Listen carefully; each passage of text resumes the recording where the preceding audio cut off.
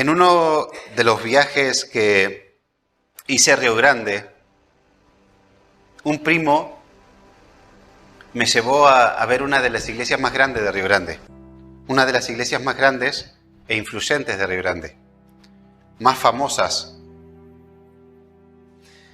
Y fuimos en un momento que no había culto. Pero estaban abiertas las puertas de la iglesia. Que era como un auditorio, era como un cine. Era semejante salón. Y me contaba él, mientras estábamos ahí, nos sentamos en las butacas, que tenían más de un culto por domingo porque no entraban. Y que tenían como 5 grupos musicales que se turnaban para ministrar a los hermanos. Y se veía vida, movimiento. Y yo les dije esto, acá hay vida. Esto se nota que funciona, le dije mientras estábamos ahí. Yo era nuevito en el cristianismo. Y me fui con ese sentir de que, wow, qué cosa, qué es eso, qué tremendo. Al pasar un tiempo, me contacté con uno de los pastores de esa iglesia que iba a abrir una filial acá en Gaiman. Pero al final estuvo un tiempo, pero no funcionó. Y él me dijo lo siguiente, algo que me chocó mucho. Recuerdo que iban a venir a un culto a compartir con nosotros. Estuve toda la semana antes de que ellos vengan llorando. Porque este hombre me dijo que el tiempo de la palabra de Dios se había pasado. Que ahora es tiempo de la adoración. Haciendo alusión ¿no? a estar adorando mientras se escucha alguna alabanza. Y eso me chocó tan fuerte. Y yo me empecé ¿qué predican estas personas? ¿Qué dicen estas personas? Esta iglesia tan grande y tan influyente. Y claro, está con todo este movimiento profético. Tiene apóstoles. No predican el evangelio. Predican el evangelio de la prosperidad. Y muchas veces tendemos a ver con ojos humanos. Cuando los ojos del Señor son otros.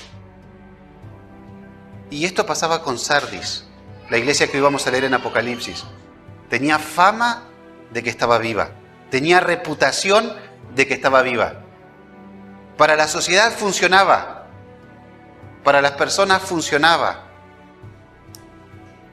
Pero para el Señor. Vamos a leer Apocalipsis capítulo 3, los primeros versículos. Mi Biblia titula El mensaje a Sardis. Hasta el versículo 6. Dice así: escribe el ángel de la iglesia en Sardis, el que tiene los 7 espíritus de Dios y las 7 estrellas, dice esto: yo conozco tus obras, que tienes nombre de que vives y estás muerto. Sé vigilante y afirma las otras cosas que están para morir, porque no he hallado tus obras perfectas delante de Dios. Acuérdate pues de lo que has recibido y oído y guárdalo y arrepiéntete, pues si no velas, vendré sobre ti como ladrón y no sabrás a qué hora vendré sobre ti. Pero tienes unas pocas personas en Sardis que no han manchado sus vestiduras y andarán conmigo en vestiduras blancas, porque son dignas. El que venciere será vestido de vestiduras blancas y no borraré su nombre del libro de la vida y confesaré su nombre delante de mi Padre y delante de sus ángeles. El que tiene oído, oiga lo que el Espíritu dice a las iglesias. Y he bosquejado la prédica de hoy. ¿Qué es una iglesia muerta? Lo responde nuestro texto. ¿Por qué Jesús le habla a una iglesia muerta? ¿Qué sentido tiene hablarle a alguien que está muerto? ¿Qué le dice a esta iglesia muerta?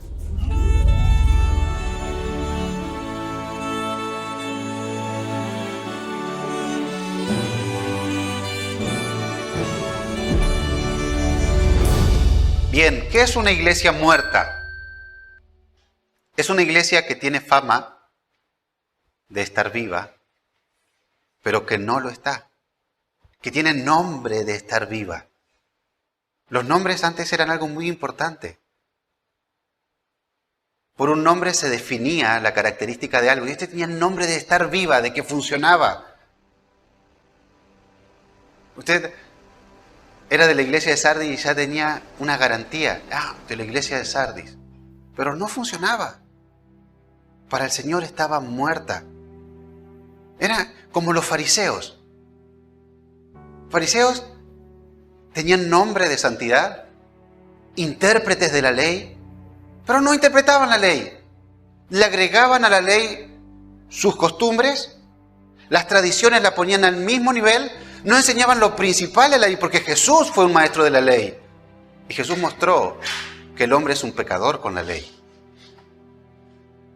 Sepulcro blanqueado, le dijo el Señor. Esto le dijo, estas palabras fuertes le dijo. Sepulcro blanqueado. Por fuera, muy lindo, pero por dentro llevan un muerto. Busqué algunos nombres de iglesia, y no quiere decir que los que vaya a nombrar que sean iglesias muertas, pero fíjense en la contradicción que sería si una iglesia se llamara reformada, bíblica, iglesia de la gracia, iglesia de sana doctrina, pero no tienen el amor del nuevo nacimiento para predicar esta sana doctrina. Sería una iglesia muerta. Sería un museo y una colección solo de teología y de Biblias, pero no tienen el poder para predicarlo. Otros nombres: iglesia de poder, Cristo Power, hay una famosa ahora, ríos de agua viva, iglesia pentecostal, fuego de Dios. Pero si no tenemos el Evangelio de Cristo, no tenemos ese poder de Dios que es salvación a todo aquel que cree. Es una iglesia muerta. Es una iglesia con nombre de estar viva, pero que está muerta. Es una iglesia que funciona para la sociedad, pero está muerta. Y otra cosa, es una iglesia, fíjense esto es impactante, es una iglesia que la mayoría no ha nacido de nuevo. Es una iglesia que la mayoría no ha nacido de nuevo. Miren, por las parábolas del Señor entendemos que va a haber falsos cristianos. Por lo que nos dejaron los apóstoles escritos entendemos que hay falsos maestros y hay falsos cristianos.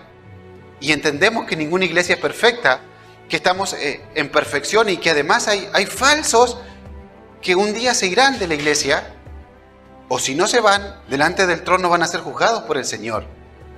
Pero una iglesia muerta en su mayoría son no convertidos. ¡Qué terrible! Eso es una iglesia muerta. Fíjese el versículo 4. Pero tienes unas pocas personas en Sardis. Pocas personas. No muchas, pocas. Que no han manchado sus vestiduras. Y andarán conmigo en vestiduras blancas, porque son dignas. La única manera en que podamos ser dignos y tener vestiduras blancas es porque el Señor nos haga dignos.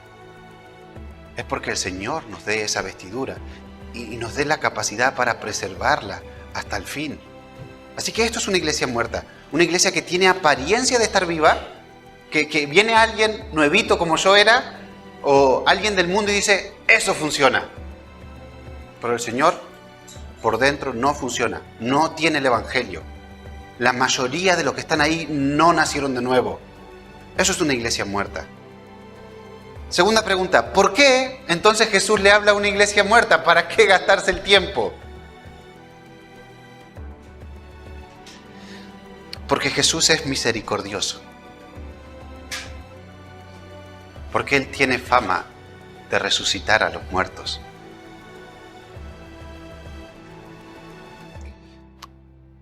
Estuve leyendo Jonás en mi lectura diaria y me impactó cómo termina Jonás. Él se enoja por una planta que le daba abrigo. Y el Señor termina diciéndole esto. Así termina el libro de Jonás. Jonás 4:11. ¿Y no tendré yo piedad de Nínive? Aquella gran ciudad donde hay más de 120,000 personas que no saben discernir entre su mano derecha y su mano izquierda y muchos animales. Fíjese la misericordia del Señor. Eso me quebrantó. Timoteo 2:4, el cual Dios, esto es lo que Dios quiere que todos, 1 Timoteo 2:4, el cual quiere que todos los hombres sean salvos y vengan al conocimiento de la verdad. Él quiere dar vida. Él quiere soplar sobre los huesos secos. Es por eso que Dios le habla a una iglesia muerta. Y por algo más. Porque ahí hay un remanente que va a obedecer al Señor. Hay unos pocos que no han manchado su vestidura y que, cumpliendo los mandamientos que da el Señor, pueden darle vida a una iglesia muerta. Y fíjense entonces qué es lo que le dice el Señor a la iglesia muerta. Hay 3 mandamientos, versículos 2 y 3. Algunos lo han bosquejado en 4 mandamientos. Yo lo hice más simple en 3. Y hermanos, y esto es para nosotros. Porque estamos continuamente en contacto en nuestros tiempos con iglesias muertas. Con instituciones que funcionan. Pero que personas que no entienden el Evangelio.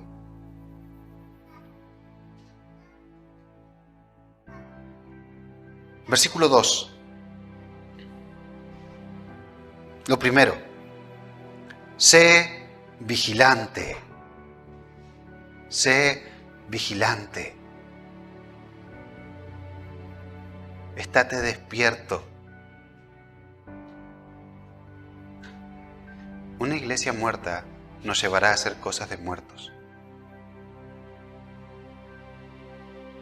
Eventos, actividades, más actividades, entretenimiento. ¿Cuándo tenés tiempo para ir a mi casa? No tengo tiempo. Estoy en la iglesia el lunes, el martes, el miércoles. ¿No? Llena de cosas, llena de cosas. Pero tú no, hermano, tú sé vigilante. Aférrate a la palabra como una antorcha que alumbra en un lugar oscuro.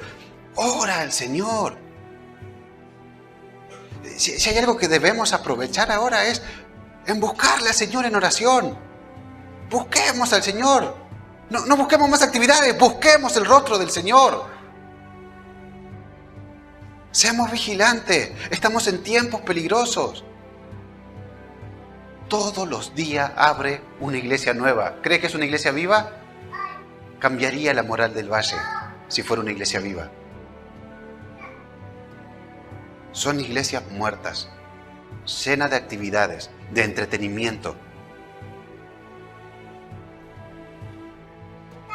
Hay más. Segundo, afirman las otras cosas que están para morir. Porque no he hallado tus obras perfectas delante de Dios. Una iglesia muerta no querrá santidad, pero tú buscas la santidad, sin la cual nadie verá al Señor. Una iglesia muerta se va a conformar con la mediocridad. Tú no te conformes. Confórmate a la imagen de Cristo. Son mandamientos para dar vida a una iglesia que está muerta. Tercero, predica el Evangelio. Versículo 3, acuérdate pues de lo que has recibido y oído y guárdalo. Y arrepiéntete. Esta es la palabra de Dios, este es el Evangelio. El Evangelio solo es poder de Dios para salvación a todo aquel que cree. No se canse del Evangelio. El Evangelio nos edifica como iglesia y da vida a los muertos. Van a pasar cosas si predicamos el Evangelio. Va a pasar cosas con nosotros si predicamos el Evangelio. A mí me llamó la atención esto. No dice a los pocos que no han manchado su vestidura, salgan de ahí porque están todos muertos. No le dice eso el Señor. Les dice esto, sean vigilantes, ustedes afirmen las cosas que están por morir, ellos no quieren la santidad, ustedes busquen la santidad, ustedes prediquen el Evangelio. ¿Saben por qué? Porque no hace falta que se vaya, lo van a sacar. Si usted está predicando el Evangelio y la iglesia no quiere oír eso, lo van a sacar. Lutero no quiso hacer los hermanos separados, él quiso reformar la iglesia católica. ¿Qué pasó? Recibió persecución. Y si el Señor nos da ministros por la gracia, por la misericordia de Dios que prediquen el Evangelio, va a pasar con las personas esto. O se van a convertir o en algún tiempo se irán, porque no lo van a tolerar. No van a tolerar que se le hable de la ley de Dios. No van a tolerar que se le hable del pecado. Se van a querer ir. Entonces, predica el Evangelio. Predica el Evangelio. No te canses de predicar el Evangelio.